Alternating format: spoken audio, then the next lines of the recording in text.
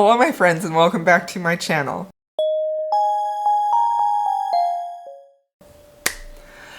Okay, so today I have a video that I've been really excited to film for a while. These are recommendations for romances that are friends to lovers, but these are childhood friends to lovers, which is one of my favorite tropes. I like friends to lovers, I really do, but I go bonkers for childhood friends to lovers. It's honestly just like, I just love it so freaking much. I love either if they have met as children or if they have met as teenagers and they had some sort of friendship there. And then like, especially if it's like the type where they just can't stop thinking about one another.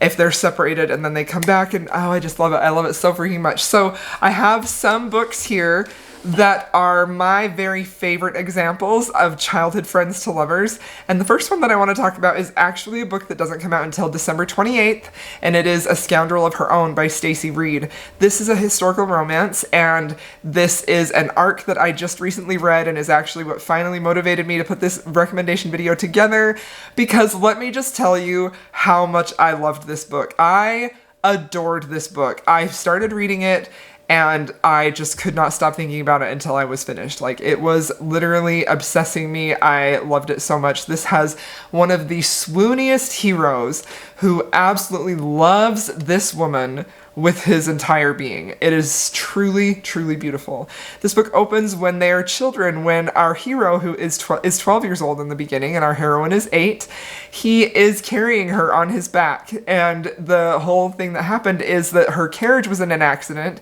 She is a lady, or she will be a lady. She comes from a very privileged, titled family, and he is exactly the opposite. He doesn't have any sort of standing in the peerage. He is a commoner. His family is struggling financially, but he sees this carriage go into the river, and he knows that this girl is in there, and so he jumps in, saves her, pulls her out. They end up getting separated from their families, and they wander into the woods. He carries her the whole time, and then they find this cabin in the woods, and he proceeds to take care of her until they are rescued about a week later. It is so beautiful. I was hooked from the beginning. They have this like sweet little connection as children, and they vow to wait for one another and not marry. So years pass, and they grow up, and throughout all of this time, Devlin, who was known as Niall as a little boy, has taken all of this time to become a very powerful self-made man. He, however, does not have any place in the peerage because he doesn't have a title, but he is extremely wealthy. He is powerful in the underworld of England at that time, and he also is definitely involved in philanthropy work where he takes people and children who are good people but they've had really bad situations, and he helps them to elevate their lives in that way.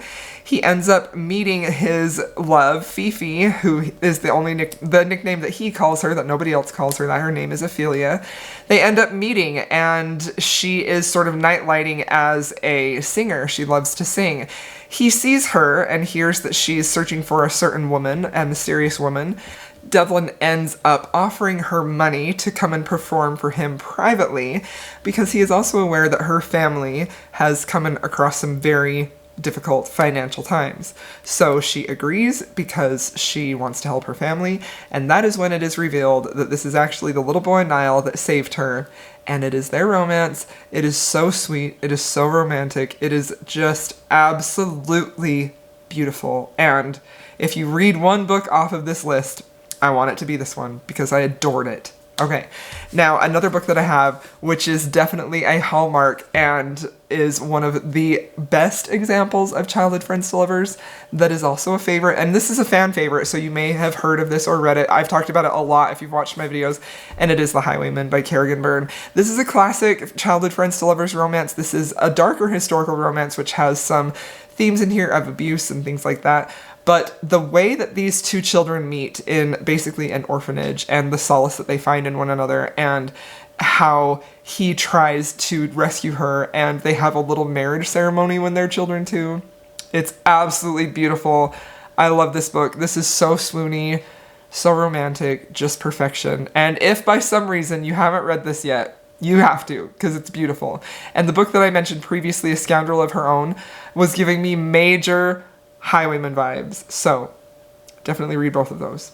Okay, another one that is another historical romance. Historical romance is my favorite subgenre, so a lot of the romance books I recommend are going to be historicals, but I do have some contemporary books in here as well.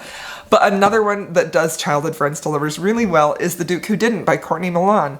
This is a beautiful romance. I read this earlier in this year and I absolutely loved it. It is so sweet and swoony, and our hero is such a cinnamon roll, and even if you don't like cinnamon rolls, I think you will like Jeremy because he is just beautiful and so much of a dummy when it comes to love, but also like so sweet and endearing too. So this story is, they are childhood friends, and Jeremy is actually the Duke of the town where Chloe and her father live. So her father is Asian, and he has made this very delicious Asian sauce, and he is trying to sort of get it marketed and have a business going for this sauce that he has made. But some other people have stolen his recipe and his idea, so he's trying to build this business so that he can support Chloe and himself. Chloe is trying to help him do that. She's a very independent woman, and her friendship with Jeremy sort of reaches this boiling point when they're teenagers, and he ends up leaving her devastated behind. He shows up years later when she's trying to get all of the marketing, and basically marketing, even though it's in a older time period, for this her father's sauce so that they can sell it and start making some money. And she enters it into the trials of this town, which sounds basically like a fair or a contest or things like that. They have different games and trials and things like that. Jeremy returns then, and she is a little bit miffed at him for just leaving her because he was her best friend. And he returns, and he wants her to help him find a woman to be his wife. And this is the part where I'm like, he's such a dummy. But the way that he is doing this is he loves Chloe, and he wants her to realize that he actually wants to marry her. So his reasoning is, I'm going to have her make this list. Chloe is very type A, loves to make lists. And he's like, I'm going to give her all of these qualities of a woman to look for, but they're all going to be her qualities. So he's thinking maybe she'll put two and two together, that the woman that I actually want to marry is her. So that's sort of the thing that is very endearing about his character, is he really loves her, but he has this hesitancy to really be himself and express himself fully. And something that made this book so satisfying was that, because when they finally get together and they express their feelings to one another, it feels so true and worthy of the characters, because you know how hard it was for him to do that and for her to accept too. And this book has one of the most endearing and realistic and beautiful first love scenes that I've ever read, and I just adored this book. This was very comforting. It is very low angst, and it was just beautiful, and I thought that their evolution of friends to lovers was fantastic. Okay, the next book that I have to recommend for you is Be Mine Forever by Kennedy Ryan. This is her first series. This is book 3 in her very first published series. This book is a beautiful friends to lovers, and this is actually my favorite book in this series. This has Jo, our heroine, and Cam, our hero. Cam featured in the duet that were the first 2 books in the series, but I do think you could read this as a standalone. You might not fully have a huge picture of the suffering that he went through in the first 2 books, but this book was just so beautiful and delightful, and I really want people to read it, so I do think you could read this as a standalone. Now, Jo and Cam sort of grew up together, and Cam has a really traumatic past. He had some really difficult, painful things happen to him in his past that he is still struggling with to this day, and some of those things are reasons why he doesn't fully embrace love, and he sort of holds himself back. Jo has had feelings for him her entire life and has been pining for him and has been waiting for him to see her as a woman and not just as a best friend. He's been very protective of her, and she has always just assumed it's because she was like a sister to him, even though her feelings were not sisterly towards Cam at all. So finally, Cam is free of any relationship or anything like that, and Jo is at a point where she's like, okay, I'm going to try and make this work, and if he wants to work on it with me, great, and if not, then I need to be able to just walk away. So it's sort of like this turning point in their relationship, and Cam has definitely had feelings for Jo. He also has been pining for her, but he's sort of been keeping them locked away in his heart and not letting himself feel them until they are together and he cannot deny them anymore. This book was very angsty. It was extremely beautiful. It was so very satisfying watching these two finally get together, and I just loved it so much. There is also a scene in here where he is an artist, Cam is an artist, and he paints her, not just like paints her like from she's modeling and he's like painting her. No, he puts her on the canvas and he paints over her, paints on her skin. It is so seductive and beautiful, and it was one of my favorite parts of this whole series. It was just beautiful. This book has the typical feeling of a Kennedy Ryan, where the love and emotion is so pure and so profound that you can't help but be swept away in their love story. I adored this book. It is very angsty, but I loved it and I can't recommend it enough. Okay, now I have 2 books by one author who does this trope, childhood friends to lovers, very, very well. She has multiple books where she will use this trope, and it's one of the reasons that I love her, because I love this trope so much, and one of them is The Silent Waters. This is a part of her Elements series, but you don't need to read these in order. These are definitely standalones. I don't really even know what is really connecting them, other than maybe they have elements, like this one has water as a theme and air and anything like things like that. So this book is my favorite in the series. It is absolutely beautiful. This is a contemporary romance. We have these two who are childhood friends, and something very traumatic happens where the heroine witnesses when she is a young girl. Before this happened, her and the hero were friends. They would talk and they had a really good time together. But as soon as she witnesses this event, she then refuses to speak. She doesn't speak anymore. And the hero is really the only one who communicates with her, and really one of the only people who she's willing to communicate with. And they have a friendship that gets very, very, very close. But there is something that sort of holds them back from developing that into a romantic relationship. So he ends up having relationships with other girls, with other women, and she is definitely having to watch that and being a little bit sad, but she never really lets him know that she has feelings for him until something happens to the hero. And it is at that point when she rises up and is there for him in the same way that he was there for her. It is so freaking beautiful. This love story is very epic feeling. It is extremely dramatic. It is beautiful, and their romance was completely compelling. I loved it so much. Another book that is a classic of this trope, childhood friends to lovers, is Eleanor and Grey. This is also by Brittany C. Cherry. This is a friends to lovers romance, and I love this book with my whole heart and soul. I think it is perfection. These two meet in high school when our heroine, she's a little bit of sort of like the geeky girl. She loves to read. She goes to these parties with her friends and she brings a book to read. She ends up catching Grey's eye. And not because she is just this stunningly beautiful woman, but because she's so unique and different and he's really drawn to that. He ends up becoming friends with her, and they form this extremely tight, solid bond where they're just on the edge of having a romantic relationship, but not quite. Something tragic happens to her family, and she ends up moving away, and they're torn apart. Many years pass until they come back together as adults, and in that time Grey has been married and has had children, and he's now a widow, and he's trying to find a nanny to come and help raise his children as he's dealing with the trauma of losing his wife and trying to raise these children.